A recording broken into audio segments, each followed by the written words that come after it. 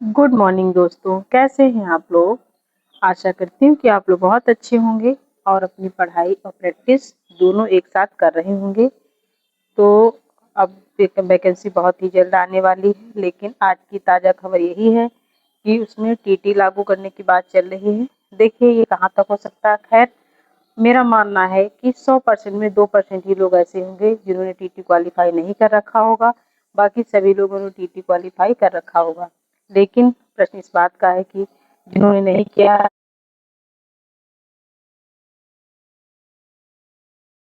छोड़ते हुए आगे बढ़ते हैं। जो भविष्य में होगा वो देखा जाएगा।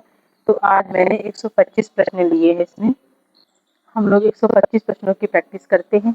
इन प्रश्नों को अगर आप तैयार कर लेते हैं तो 101% आपकी परीक्षाओं में फंसेंगे। और देखिए कहाँ कहाँ पे हम लोग के सरल क्वेश्चन गलत होते हैं। ये ना ज़्यादा सरल है ना कठिन है, लेकिन बहुत ही अच्छे लेवल के प्रश्न हैं, परीक्षाओं में बार बार पूछे गए हैं।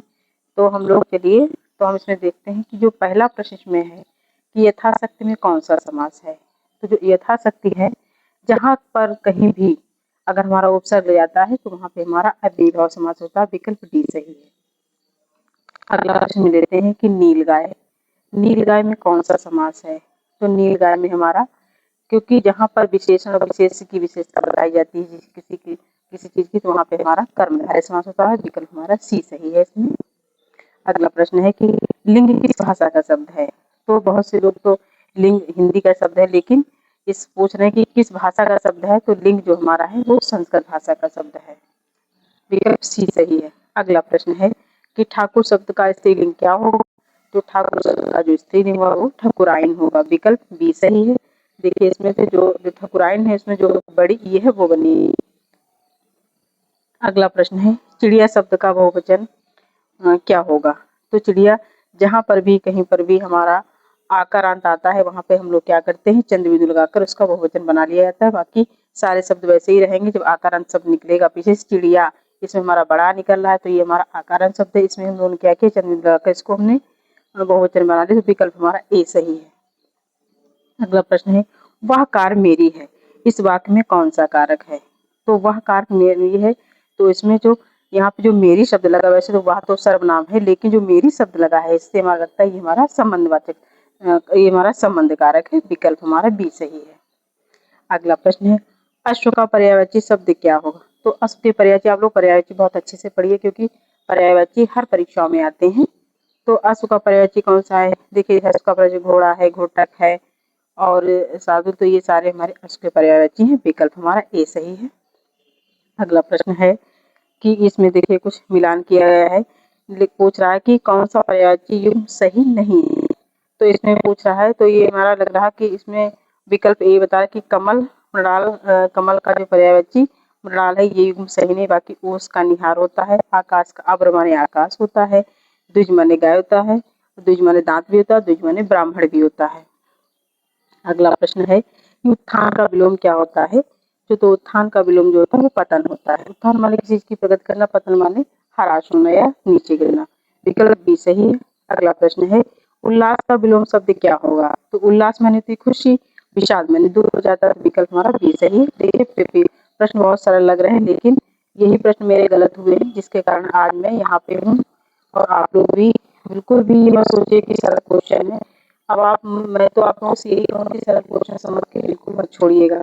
तो विकल्प हमारा बी सही है। अगला प्रश्न है कि कम बोलने वाले के लिए एक शब्द क्या होगा। तो जो कम बोलने वाला होता है उसके लिए एक शब्द होगा मिथ्याभाषी। विकल्प हमारा ए सही है। बहुत ही अच्छे प्रश्न है। इसमें देखिए लिखा है कि जिसकी भुजाएं घुटनों तक लंबी हो उसके लिए एक शब्द क्या होगा। तो उसको हम अनजान बहु नहीं अजान बहु कहेंगे। विकल्प ए सही है। अगला प्रश्न में है कि अपने हाथ से स्वयं काम करो, वाक्य का शुद्ध रूप क्या होगा। तो इसमें शुद्ध रूप जो होगा वो कि अपना काम स्वयं करो। अपने हाथ से का मतलब होता है कि अपना काम स्वयं करो। विकल्प ए सही है। अगला प्रश्न है कि एक माथ सहारा मुहावरे का सही अर्थ क्या है। तो एक माथ सहारे का जो मुख्य अर्थ है वो अंधे की लाठी होना एक माथ सहारे का ही होता है, का अर्थ है। एकमात्र सहारे का अर्थ है अंधे की लाठी होना। विकल्प सी सही है।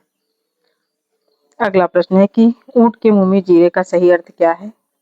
तो जो ऊंट के मुंह में जीरे का सही अर्थ यही है कि बहुत थोड़ा, कहने मतलब है चाहने वाले उसके ज्यादा हैं, लेकिन उसमें विकल्प में यही दिया गया है कि चाहने ये जो ऊँट के मुँह में जीरे का जो हमारा जो मुहावरा है या जो लोकोक्ति है, इसका अर्थ 2022 की वैकेंसी में बिल्कुल चरितार्थ होता है कि बहुत थोड़ा, चाहने वाले बहुत थे लेकिन चीज वैकेंसी बहुत कम थी। तो विकल्प ए सही है। अगला प्रश्न है, अभिज्ञान शाकुंतलम नाटक के लेखक कौन है?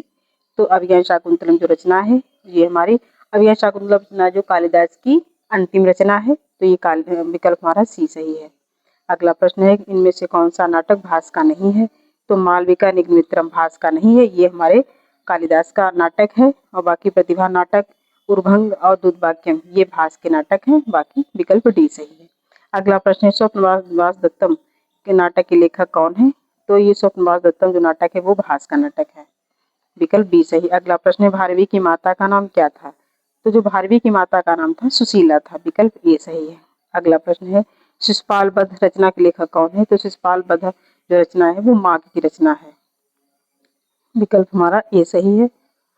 अगला प्रश्न है, श्री हर्ष के पिता का नाम क्या था? तो इसमें जो वो लिखा है, तो श्री हर्ष के पिता का नाम श्री हीर था। विकल्प सी सही है। अगला प्रश्न है, 10 कुमार चैतम के लेखक का नाम बताइए। तो जो 10 कुमार चैतम है वो दंडी की रचना। इसको याद करना बहुत ही सरल है, बहुत ही आसान है। दास से 10 कुमार चैतम, दास से दंडी। विकल्प ए सही है। अगला प्रश्न, इनमें से कौन सी रचना दंडी की नहीं है? तो इसमें जो सुबंध रचना है वो दंडी की नहीं, 10 कुमार चैतम और कादम्बरी ये दंडी की रचना है वासुदत्ता, बाकी सुबंध रचना दंडी की नहीं। विकल्प हमारा सही है बी। अगला प्रश्न इसमें कि सही संधि विच्छेद बताइए। तो सही संधि इसमें क्या, विद्यार्थी का सही संधि विच्छेद क्या होगा? तो विद्याधन अर्थी हो जाएगा। विकल्प बी सही है। अगला प्रश्न है, यद्यप का संधि विच्छेद क्या होगा? तो यद्यप का जो संधि विच्छेद होगा यदि धन आप ही होगा, इसमें यड़ संधि है। विकल्प हमारा ए सही है। अगला प्रश्न है, हरिश्चेते शब्द में कौन सी संधि है? तो ये वैसे तो संस्कृत की संधि हरिश्चेते, लेकिन इसमें हिंदी में अगर देखेंगे तो ये हमारी विसर्ग संधि है। बस अगर संस्कृत में इसका अर्थ आता विसर्ग न दे तो ईशत्व संधि होती थी। विकल्प सी सही है। सॉरी, पितृच्छा शब्द में कौन सी संधि है? तो पितृच्छा शब्द जो संधि है वो विसर्ग संधि। विकल्प सी सही है। अगला प्रश्न, अनुदिनम में कौन सा समास? मैंने आपको पहले बताया था कि अन्य जहां पर कहीं पर भी उपसर्ग लग जाएगा वहां पे हमारा अव्ययीभाव समास होगा। विकल्प हमारा ए सही है। अगला प्रश्न है, पीताम्बर शब्द में कौन सा समास है? तो पीताम्बर शब्द में बहुब्रीहि समास है। और अगर कर्मधारय बहुब्रीहि समास कहीं पर दिया हो तो कर्मधारय न लगाकर हम लोगों को बहुब्रीहि समास लगाना है। तो क्योंकि बहुब्रीहि समास में क्या होता है कि जब अर्थ तीसरे को चला जाता है वहां पे हमारा बहुब्रीहि समास। तो विकल्प डी सही है। अगला प्रश्न है कि नमः सिवाय शब्द में कौन सी विभक्ति है? तो नमः के योग में जो विभक्ति लगती है वो चतुर्थी विभक्ति लगती। नमः स्वस्थ स्वाधा के अर्थ में जो चतुर्थी विभक्ति लगती। विकल्प ए सही है। अगला प्रश्न है, भिक्षुक पदेन खंजा अस्त में कौन सी विभक्ति है?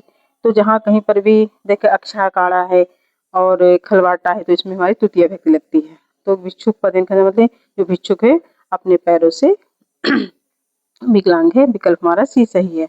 अगला प्रश्न है, कर्णीय शब्द में कौन सा प्रत्यय लगा है? तो कर्णीय शब्द में हमारा अनियर प्रत्यय है। विकल्प सी सही है। अगला प्रश्न ये देखिए, उसमें धातु रूप शब्द रूप से आए हैं। देखिए, राज्ञा शब्द में कौन सी विभक्ति होती है? तो जो राज्ञा शब्द है इसमें तृतीय विभक्ति थी। मैं आपको बताऊं कि आप लोग एक बार शब्द रूप धातु रूप एक बार जरूर पढ़ा करिए और 5 ही पढ़िए। आपको देखिए रट जाएंगी ये सारी। मैंने भी यही किया है, इसलिए मैं आपको बता रही हूँ। ये इकट्ठा नहीं याद होंगी। अगर आप उनको रोज 1-2 पढ़ेंगे तो ये आपको याद होती चलेंगी। विकल्प हमारा ए सही है। अगला प्रश्न है, गमिष्यत धातु में कौन सा काल है? तो जो गमिष्यत है उसमें हमारा भविष्य काल है। इसकी सबसे बड़ी पहचान है, देखिए गमिष्यत भविष्यत एक ही जैसे शब्द निकल रहे हैं, तो इसमें हमारा विकल्प सी सही है। अगला में होगा कि विद्यालय के समीप जलाशय है, ना कि विद्यालय से दूर जलाशय। विकल्प बी सही है। अगला प्रश्न है, प्रेम सागर किसकी रचना है? तो जो प्रेम सागर रचना है वो लल्लू लाल की रचना है। जो ये फोर्ट विलियम कॉलेज के जो 4 स्तंभ है उसमें से हमारे लल्लू लाल भी हैं। तो ये प्रेम सागर लल्लू लाल की रचना। विकल्प बी सही है। अगला प्रश्न है, इनमें से कौन कलकत्ता के फोर्ट विलियम कॉलेज से संबद्ध थे? तो इसमें पूछना चाहिए था इनको कि कौन इसमें से संबद्ध नहीं है, तो इन्होंने गलत पूछ लिया। तो इसमें हमारे लल्लू लाल, ईशा अल्लाह खां, सदा सुखलाल और प्रेमचंद ये सारे हमारे फोर्ट विलियम कॉलेज से संबंधित थे। लेकिन जो भाटन हरिश्चंद्र ये आधुनिक काल के भाटन के कवि हैं, तो ये हमारे आधुनिक काल के कवि हैं। तो इसमें हमारा विकल्प डी सही होगा। और फोर्ट विलियम कॉलेज की जो स्थापना हुई थी वो 10 जुलाई 1800 में हुई थी। विकल्प डी सही है। अगला प्रश्न है, पौमचरिम किसकी रचना है? तो पौमचरी जो रचना है वो स्वयंभू की रचना है। पौमचरी रचना को पदमचरी रचना भी कहा जाता है। और पौमचरी की जो भाषा थी वो अपभ्रंश भाषा थी। पौमचरी को जैन पुराण भी कहा जाता है। विकल्प हमारा सी सही है। अगला प्रश्न है, निम्नलिखित में से कौन सा नाम आदिकाल का नहीं है? तो इसमें जो गद्यकाल है ये आदिकाल का नाम गद्यकाल नहीं, बाकी वीरगाथा काल, चारण काल, सिद्ध सामंत काल। जैसे वीरगाथा काल तो हमारे आचार्य रामचंद्र शुक्ल ने ही कहा था। चारण काल जो कहा था वो डॉक्टर ग्रेशन ने कहा था। सिद्ध सामंत काल राहुल शंकर दैन ने कहा था। तो विकल्प बी सही है। अगला प्रश्न है, इनमें से कौन सा कवि आदिकाल का नहीं है? तो बाकी इसमें चंद्रवरदाई, जगनिक, दलपत विजय ये सारे आदिकाल के कवि हैं। बाकी नाभादास हमारे भक्तिकाल के कवि हैं। विकल्प सी सही है। अगला प्रश्न इसमें है कि हिंदी का प्रथम महाकाव्य रचना किसको माना जाता है? तो जो हिंदी का प्रथम महाकाव्य हो वो चंद्रवरदाई की रचना पृथ्वीराज राजसो है। विकल्प डी सही है। अगला प्रश्न, इनमें से कौन सी रचना आदिकाल की नहीं है? तो ये सूरसागर जो रचनाएं हैं, सूरसागर, बीजक, ब्रह्म गीत ये आदिकाल की रचनाएं नहीं है। बाकी जो विद्यापति की जो पदावली है आदिकाल की रचना है। विकल्प बी सही है। अगला प्रश्न है, बीसल देव रासो की रचयिता कौन है? तो बीसल देव रासो की रचयिता नरपत नाल है। परमाल रासो जगनिक की है और पृथ्वीराज चंद्रवरदाई की रचना है। अगला प्रश्न है, इनमें कौन सी भाषा आदिकाल की है? तो जो आदिकाल की भाषा है जो डिंगल और पिंगल। तो डिंगल और पिंगल जो आदिकाल, डिंगल और पिंगल किस भाषा से मिलकर बनी है? तो ये हमारी राजस्थानी से मिलकर बनी। डिंगल भाषा राजस्थानी से मिलकर बनी है और पिंगल भाषा ब्रज भाषा से मिलकर बनी। ब्रज भाषा और राजस्थान से मिलकर बनी पिंगल भाषा। पिंगल भाषा मीठी भाषा और डिंगल भाषा थोड़ी कर्कश भाषा। विकल्प सी सही है। अगला प्रश्न है, हिंदी के किस काल को स्वर्णकाल कहा जाता है? तो हिंदी के जो पूछा जाए कि किसका स्वर्णकाल का, तो भक्तिकाल को। अगर पूछा जाए कि आधुनिक काल का स्वर्णिम किसे कहा जाता है तो वो छायावादी को कहा जाता है। विकल्प डी सही, विकल्प सी सही। अगला प्रश्न है, कबीरदास की मृत्यु कहाँ हुई थी? तो जो कबीरदास की मृत्यु मगहर में हुई थी। कबीरदास ने एक जो मिथ्या ही जो किंवदंती थी उसको तोड़ने के लिए ये मगहर अपने अंत समय मगहर चले गए थे कि वहां मगहर मरने से स्वर्ग मिलता है। तो इन्होंने सोचा ये सब बातें झूठी हैं, कहीं को नर्क और स्वर्ग नहीं, इस पृथ्वी पर ही नर्क और स्वर्ग दोनों इसी पृथ्वी पर है। तो अपने अंत समय में, जीवन के अंतिम समय में मगहर चले तो वहीं पर इनकी मृत्यु हो गई थी। विकल्प बी सही है। अगला प्रश्न, कबीरदास के गुरु का नाम क्या था? तो कबीरदास के जो गुरु थे वो रामानंद थे। रामानंद के 12 शिष्य थे, उसमें से कबीरदास भी एक हैं। विकल्प हमारा, इसमें देखिए विकल्प गलत दिया हुआ है, मैंने अलग से लिख दिया है रामानंद। अगला प्रश्न, संत काव्य नाम किसने दिया था? तो जो संत काव्य धारा जो थे वो आचार्य रामचंद्र शुक्ल ने इसको नाम दिया था। लेकिन जो संत काव्य इन्होंने क्या किया, आचार्य रामचंद्र शुक्ल ने जो उसमें इन्होंने भक्तिकाल का जो नामकरण किया था, इन्होंने अलग नाम दिए थे, उनको बहुत विस्तार से दिया। लेकिन हमारे रामकुमार वर्मा ने क्या किया, उन सारे काव्यों को छोटा कर दिया था। तो ये संत काव्य नाम किसने थे? डॉक्टर रामकुमार वर्मा थे। विकल्प सी सही है। अगला प्रश्न है, मसी कागज छुयो नहीं कलम गयो नहीं हाथ किसके विषय में कहा गया है? तो ये हमारे जाने माने न्यून काव्य धारा के जो कवि हैं कबीरदास, उनके बारे में कहा गया है। तो विकल्प सी सही है। अगला प्रश्न है कि अजगर करे न चाकरी पंछी करे न काम दास मलूका कहे गए सबके दाता राम। तो ये जो बहुत ही जानी मानी पंक्तियां हैं, इनको आप लोग बहुत अच्छे से पढ़ लीजिए, क्योंकि ये लगता तो है बहुत सरल है, लेकिन कभी कभी क्या होता है कि उस समय हम लोगों को बिल्कुल भी याद नहीं आता है। तो ये विकल्प हमारा डी सही है, मलुकदास की पंक्तियां हैं। अगला प्रश्न है इनमें से जायसी की कौन सी रचना नहीं है? तो आखिरी कलाम, अखरावट, पद्मावती सारी जायसी की रचनाएं हैं, लेकिन जो चित्रावली है ये उस्मान की रचना है। विकल्प डी सही है। अगला प्रश्न है कि कुतुबुन के गुरु का नाम क्या था? तो कुतुबुन के जो गुरु थे वो शेख बुरहान थे। देखिए, तो कुतुबुन के गुरु को याद करने का बहुत अच्छी ट्रिक ये है कि कुतुब बासे कुतुबन और बासे बुरहान, शेख बुरहान। विकल्प सी सही है। अगला प्रश्न है, मधुमालती किसकी रचना है? इसको भी बहुत अच्छे से आप लोग याद कर सकते हैं। मधुमालती माँ से मधुमालती, माँ से मंझन।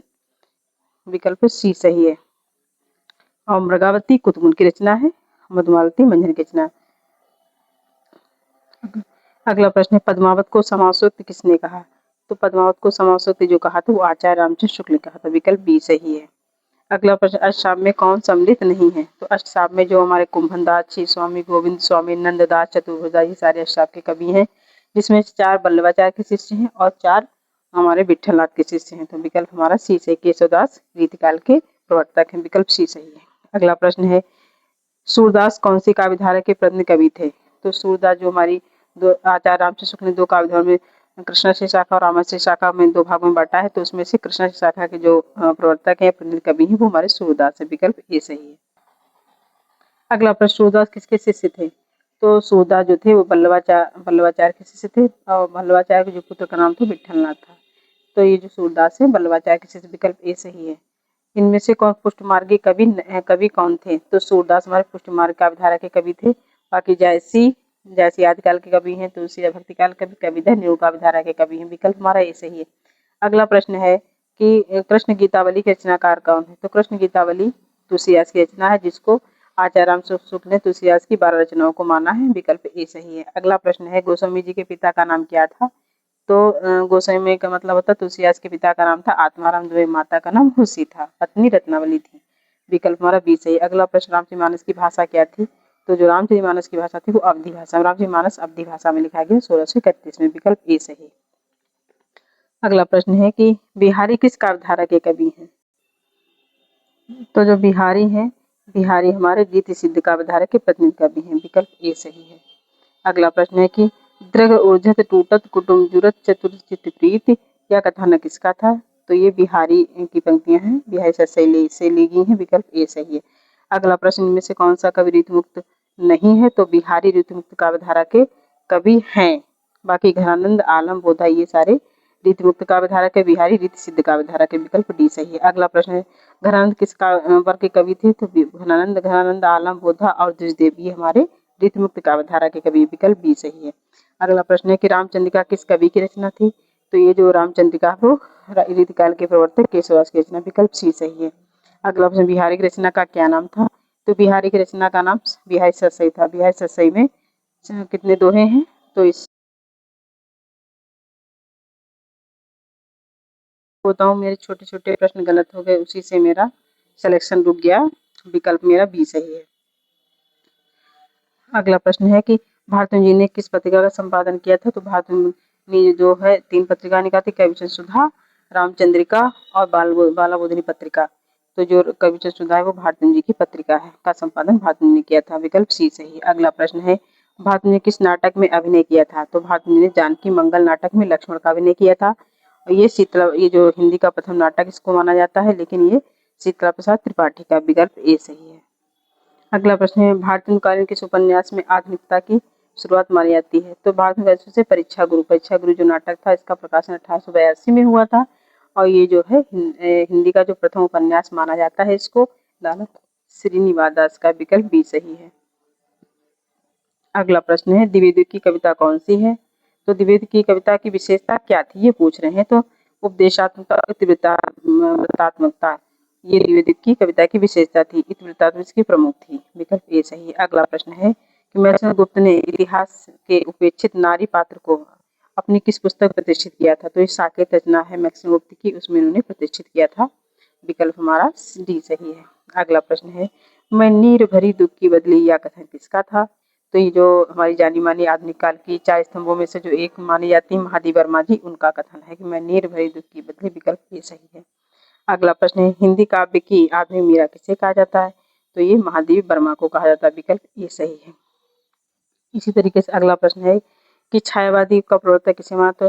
तो छायावाद का प्रवर्तक लोगों ने अलग अलग माना है, लेकिन जो सबसे सर्वमान्य जो छायावाद के प्रवर्तक माने जाते हैं वो जयशंकर प्रसाद माने थे। विकल्प ए सही है। अगला प्रश्न है, प्रगतिवाद के अंदर कौन सी विचारधारा सत्य है, मतलब कौन सा विचार इसमें सत्य है? तो रूपवाद प्रगतिवाद की विशेषता नहीं है, बाकी यथार्थवाद, पदार्थ और समाजवाद ये इनकी प्रमुख विशेषताएं थी, लेकिन रूपवाद प्रगतिवाद की विशेषता नहीं। विकल्प बी सही है। अगला प्रश्न है कि दोराह समय के रथ का घर घर नाद सुनो, सिंहासन खाली करो कि जनता आती है, ये हमारे अधैर्य के कवि जो और राष्ट्रीय सांस्कृतिक काव्यधारा के जो प्रमुख कवि हैं, कवियों में से एक हैं, तो उसके जो लेखक हैं रामधास दिनकर। विकल्प बी सही है। अगला प्रश्न, इनमें से कौन सी रचना धर्म भारती की नहीं है? तो ये बाकी अंधा युद्ध धर्म भारती की रचना है, ठंडा लोहा भी धर्म भारती, कनुप्रिया भी धर्म भारती की है, बाकी हरी घास पर क्षणवार ये अज्ञेय की रचना है, जो प्रयोगवाद के कवि अज्ञेय हैं उनकी रचना है। विकल्प डी सही है। इनमें से कौन सी हिंदी की पहली कहानी मानी जाती है? तो जो इंदुमती है ये हिंदी की पहली कहानी मानी जाती है, जो किशोरीलाल गोस्वामी द्वारा सन 1900 में लिखी गई थी इंदुमती। तो आचार्य रामचंद्र शुक्ल ने भी इसे हिंदी की पहली कहानी माना, विकल्प ए सही है। अगला प्रश्न है, हार गीत कहानी के लेखक कौन थे? तो ये हार की जो रचना है, कहानी है, वो सुदर्शन की, विकल्प सी सही है। अगला प्रश्न देखिए, इसमें से है कि इनमें से कौन सा नाटक भारतेंदु जी का नहीं है? तो रणधीर प्रेम मोहिनी भारतेंदु जी का नाटक नहीं है, ये लाला श्रीनिवास दास का है। इसे हिंदी का प्रथम दुखांत नाटक भी माना जाता है, विकल्प हमारा डी सही है। अगला प्रश्न है, आलोक पर्व निबंध के रचनाकार कौन है? तो जो आलोक पर्व जो निबंध है वो हजारी प्रसाद द्विवेदी का है, विकल्प बी सही है। अगला प्रश्न है, आवारा मसीहा किस विधा की रचना थी? तो जो आवारा मसीहा विष्णु प्रभाकर की है, यह जीवनी विधा की रचना है, विकल्प सी सही है।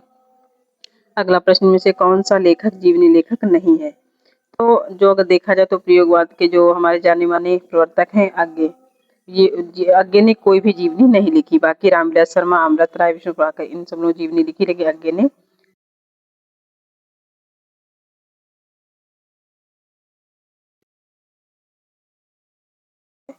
तो ये जो रंगभूमि है वो गांधीवाद से प्रभावित उपन्यास था, विकल्प सी सही है। अगला प्रश्न है, आंचलिक उपन्यासों का प्रवर्तक किसे कहा जाता है? तो ये फणीश्वरनाथ रेणु को माना जाता है, इनको आंचलिक उपन्यासों का प्रवर्तक माना जाता है, विकल्प सी सही है। अगला प्रश्न है कि हिंदी साहित्य के पहले रिपोर्ताज लेखक होने का श्रेय किसे प्राप्त है? तो ये शिवदास सिंह चौहान है, जिन्होंने लक्ष्मीपुरा 1938 में लिखा था, जो पंत की पत्रिका रूपा पत्रिका में प्रकाशित हुआ था, विकल्प सी सही है। बाढ़ बाढ़ बाढ़ हिंदी साहित्य की किस विधा की रचना है? तो ये रिपोर्ताज है, बी से विवेकी राय। इसको याद करने का बहुत ही आसान तरीका है, बी से विवेकी राय, बाद से बाढ़ बाढ़, विकल्प डी सही है। हमारी यात्रा के यात्रा वृत्तांतकार कौन है? तो ये जो हमारी यात्रा है, यात्रा वृत्तांत, लूजब सर पांडे का, पांडे जी हैं, विकल्प सी सही है। और हिंदी की प्रथम यात्रा पूछे तो भारतेंदु हरिश्चंद्र की सरयू की पार यात्रा, विकल्प सी सही है। अगला प्रश्न है कि अमिट रेखाओं के संस्मरण रेखा चित्र किसका था? तो ये सत्यवती मलिक है, विकल्प बी सही है। महादेव वर्मा के रेखा चित्र में से कौन सा नहीं है? तो महादेव वर्मा के सारे रेखा चित्र जो है महादेव वर्मा के हैं, उपरोक्त सभी अतीत के चलचित्र स्मृति की रेखाएं, पथ के साथ, ये सब महादेव वर्मा के संस्मरण रेखा चित्र है, विकल्प डी सही है। अगला प्रश्न है इसमें कि महादेव वर्मा महावीर प्रसाद द्विवेदी द्वारा रचित संस्मरण कौन सा नहीं है? तो इसमें देखिए, ये प्रश्न आया था हमारा अनुमोदन, पीजीटी प्रवक्ता में आया था, अनुमोदन का अंत, सभा की सभ्यता, विज्ञानाचार्य बसु का विज्ञान मंदिर, ये सारी महावीर प्रसाद द्विवेदी के संस्मरण है। बाकी इधर उधर की बातें ये राम कुमार खेमका का संस्मरण, विकल्प बी सही है। अगला प्रश्न है इसमें कि नेता सुभाष चंद्र बोस द्वारा लिखित अपनी आत्मकथा का क्या नाम था? तो जो इनकी आत्मकथा थी वो तरुण के स्वप्न थी, विकल्प ए सही। अगला प्रश्न, रस की संख्या कितनी है? तो रस की संख्या 8 किसने मानी है? तो ये हमारे जाने माने वो है भरत मुनि, तो इन्होंने रसों की संख्या 8 मानी है, अनुभवों की संख्या 49 मानी है, विकल्प सी सही है। अगला प्रश्न, संचारी भावों की संख्या कितनी थी? तो जो संचारी भाव है वो 33 है। अगला प्रश्न है, बीरस प्रधान रचना में कौन सा गुण प्रधान होता है? तो इसमें जो प्रसाद, ओज, माधुर्य, ये सारे गुण प्रधान होते हैं। वैसे ओज गुण विशेष प्रधान होता है, बाकी सारे प्रधान होते हैं, विकल्प सी से डी सही है। अगला प्रश्न, राम को रूप निहारत जानकी कंगन के न की परछाई, उपरोक्त पंक्ति में कौन सा रस है? तो ये इसमें श्रृंगार रस है, विकल्प सी से डी सही है। अगला प्रश्न, बिंद के वासी उदासी तपोव्रतधारी महाविनु नारी दुखारे, उपरोक्त पंक्तियों में कौन सा रस है? तो इसमें हमारा हास्य रस है, विकल्प डी सही है, सी सही है। अगला चौपाई छंद में कितनी मात्राएं होती हैं? तो इसमें 16 मात्राएं होती है, विकल्प सी सही। अगला प्रश्न, दो ये सही है। अगला प्रश्न कि जहां अन्य वर्णों की आवृत्ति बार बार होती है उसमें कौन सा अलंकार होता है? तो उसमें हमारा यमक बार होती है, लेकिन अनुप्रास अलंकार में वर्णों की आवृत्ति बार बार होती है, विकल्प सी सही है। अगला प्रश्न है कि द्रग ऊर्जत टूटत कुटुम जुरत चतुर्चित प्रीत में कौन सा अलंकार है? तो इसमें असंगति अलंकार, विकल्प बी सही। अगला प्रश्न है, जहां शब्द प्रत्यक्ष अर्थ को त्याग कर किसी और की अर्थ की प्रतीति कराएं जो उनके प्रत्यक्ष अर्थ की अपेक्षा अधिक चमत्कार पूर्ण हो, काव्य शास्त्र के अनुसार यह किसका लक्षण है? तो ये ध्वनि का लक्षण, विकल्प सी सही है।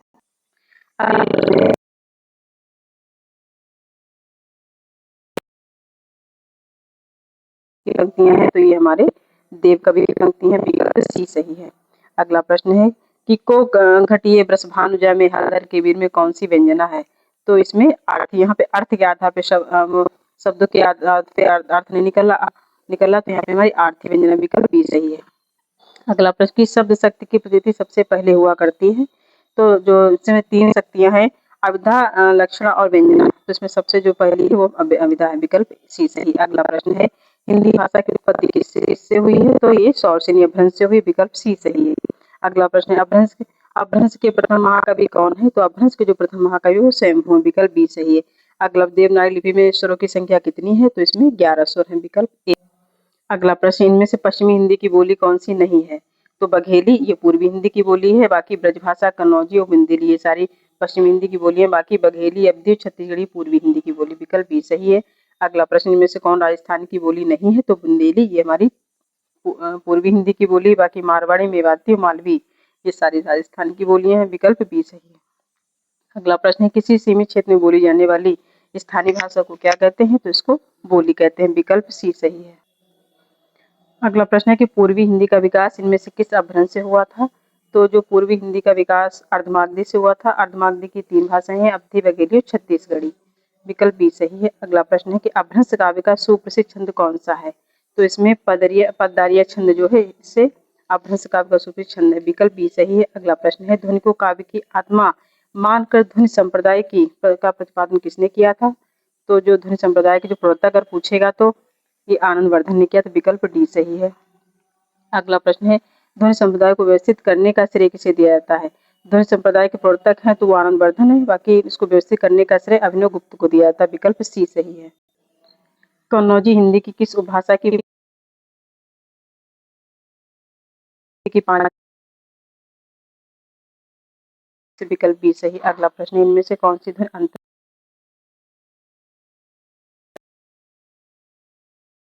विकल्प बी सही है। अगला प्रश्न है, दा ध्वनि का उच्चार स्थान क्या है? तो इसका दंत, दा का जो उच्चार स्थान है वो दंतोष्ठ दंत से होता है, विकल्प बी सही। अगला प्रश्न है कि खेती किस शब्द का तद्भव रूपांतरण है? तो कृषि हमारा तत्सम शब्द है और इसका जो रूपांतरण होगा तद्भव में, तो खेती, विकल्प बी सही। अगला प्रश्न है, डंडा शब्द कैसा है? तो डंडा एक तद्भव शब्द है, इसका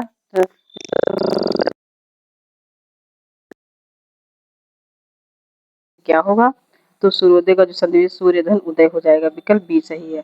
अगला प्रश्न है, किस संधि में स्वरों का परिवर्तन यारा, ला और वा में होता है? तो जो हमारी यड़ संधि है उसमें होता है, विकल्प डी सही है। अगला प्रश्न है, नायक का सही संधि विच्छेद क्या होगा? तो नए धन आ कहा होगा, विकल्प डी सही है।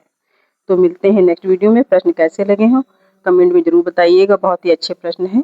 तो मिलते हैं अगले वीडियो में, धन्यवाद।